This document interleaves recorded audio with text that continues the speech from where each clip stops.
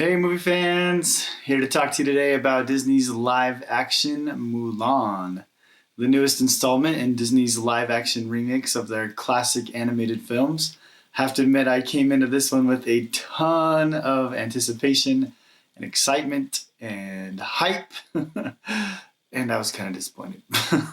That's why it's taken me so long to make this review for you. But really, I've seen it 3 times, and the most recent watch with it was definitely my favorite. And that's kind of the bonus you get with the Premiere Access, was with that one-time fee. Now it's just on my Disney Plus subscription, so being able to watch it as many times as we want. So that is kind of the plus side of doing it that way.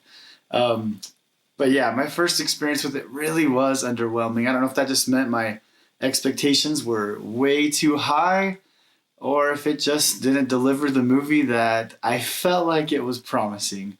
But here's what helped as I went back and watched it again. First of all, I really just had to look at it as a foreign film. When I looked at it through the lens of it being a foreign film, that made a big difference for me. I haven't seen a ton of Chinese cinema. I mean, Crouching Tiger, Hidden Dragon, Jet Li's Hero. But yeah, so not really a whole lot of experience there. But just thinking of it more that way really helped. And using subtitles really helped. The movie is all in English, but with the heavy accents, it was really helpful to actually have subtitles there to read the dialogue and be able to follow it better. Kind of part of me almost wishes they would have done at least parts of dialogue in Chinese. I think that would have helped it feel a little bit more authentic, and I don't know, I think that would have been cool. I kind of would have liked that. But yeah, thinking of it that way made a difference for me. The movie Aladdin, I think, makes a good counterexample. The live-action remake of Aladdin I thought was fantastic. I thought it was brilliant. It was still a Hollywood movie, but it had a Bollywood spice to it. It had some flavoring and some spice to it that hinted at the Bollywood feel, the colors and the music and things.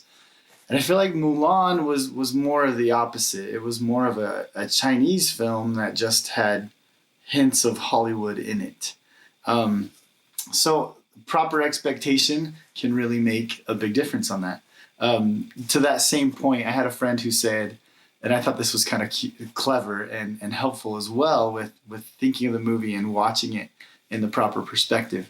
But instead of thinking it as the movie based off of the animated one, think of it more as this is the movie the animated one was based off of. Like almost like this was the original, and then they brought in the animated to make it more lively and funny and, with the musical of it. So I thought that kind of reversal actually makes it a more fun experience too, to watch it with that mindset. So those are maybe a couple helpful tips as you go back and rewatch Mulan if you've already watched it, or if you haven't watched it, to kind of just watch it with the proper frame of reference and the proper amount of expectations. So I want to keep talking kind of on that same similar theme, but I'm going to have to go with some spoilers here. So just a fair warning that there will be a little bit of spoilers involved in the rest of this conversation. When you really get down to it, this movie was not a becoming story. We don't meet a Mulan who has to become a warrior and then has to figure out how to be a successful warrior.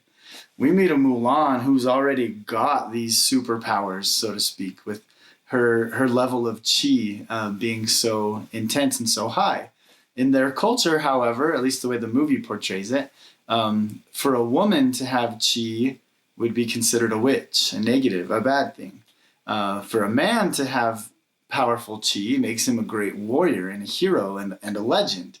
So we don't really get that aspect of a storyline where Mulan has to learn how to become a great warrior. She just kind of automatically, instantly is because of her chi. There is kind of a cool becoming with it, where in the end, she has to help the others recognize that she can use her chi in a positive way to lead and help and defend. That's what makes her then be able to become seen as a warrior instead of a witch, and become a hero and a legend. So that part of it's pretty cool.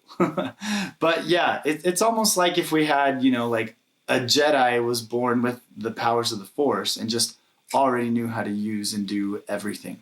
Not really a becoming aspect or a learning or a growing. For Mulan, it's just kind of already there.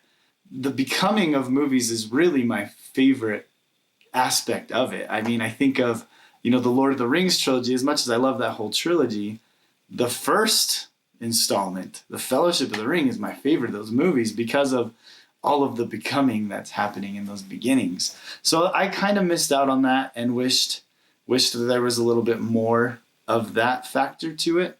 And speaking of the Star Wars thing, I actually felt a pretty strong Star Wars vibe on my most recent watch.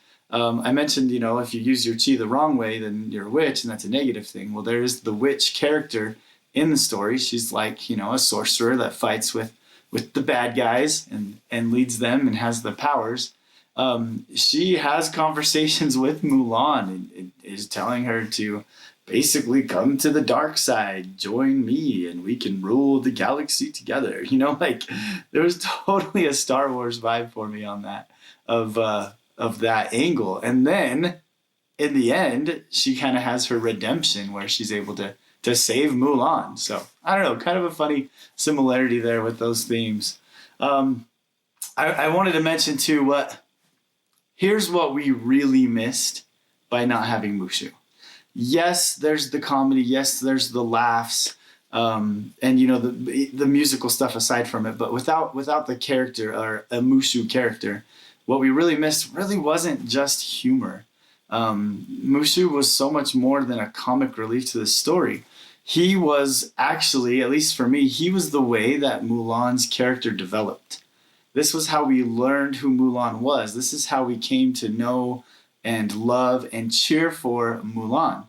Whereas in this story, without a Mushu or even, the lucky cricket or even the horse for her to talk to, we don't really get to know who Mulan is.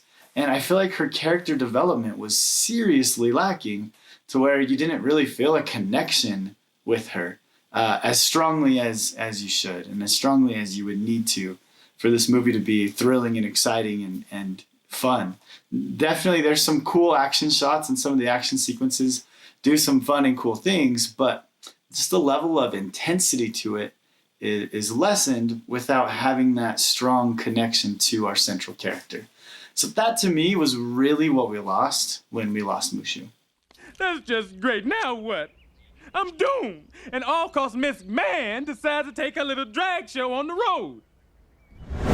So, talking about it, I feel like the movie did have more of a slower pace to it. The music and the theming just felt like it moved along slower and was meant to be more serious and more sentimental. On that note, like really on my first watch, the most exciting part of the movie was Ming-Na Wen's cameo. She was the original voice of Mulan. Love her as Agent May in Agents of S.H.I.E.L.D. She's so awesome. She even had a little role in season 1 of The Mandalorian. But seeing her, I thought that was really cool that they at least, kept her in there and that she got to be a part of the movie. But man, what does that say about the overall excitement of the movie? That cameo was the most exciting part. So yeah, lost that. But let's end on a positive note.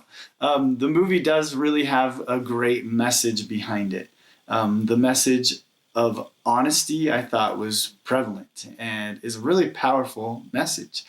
She learns that living a lie is holding her back from becoming who she really can be and to really have her full power in her chi.